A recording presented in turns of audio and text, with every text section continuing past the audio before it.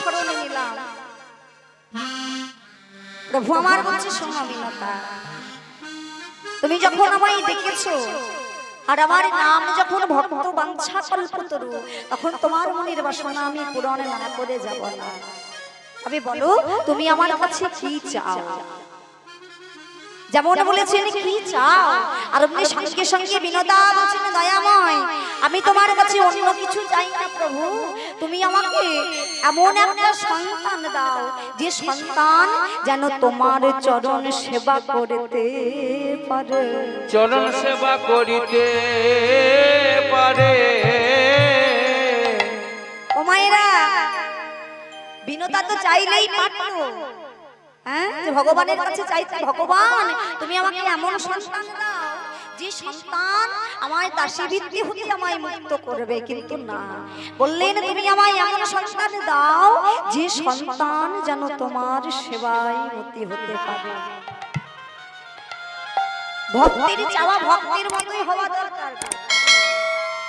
আমরা ভগবানের মন্দিরে গিয়ে বাড়ি দাও গাড়ি দাও সুখ প্রার্থনা করি, কিন্তু তুলসী দাস বলেছেন ভগবানের মন্দিরে গিয়ে কোনোদিন সুখ প্রার্থনা করতে নেই। কেন?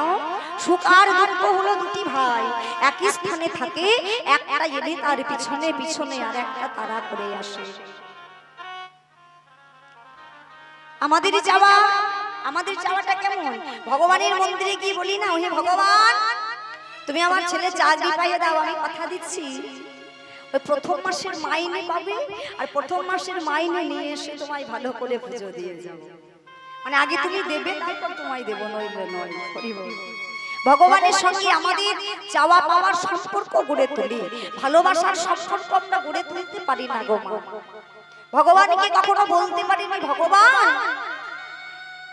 আমি আর কিছু চাই না, দয়াময় তুমি দেখো যেদিন আমার এই দেহ পিঞ্জর হতে প্রাণ পাখি উড়ে যাবে, সেদিন এই বদনে যেন তোমার নাম করতে করতে আমি যেতে পারি।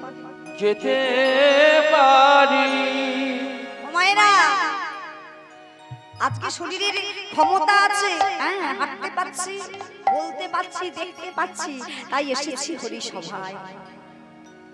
কিন্তু এমন একদিন তো আমাদের প্রত্যেকের জীবনে আসবে যেদিন আমাদের চলার ক্ষমতা হারাইয়ে যাবে, বলার ক্ষমতা হারাইয়ে যাবে।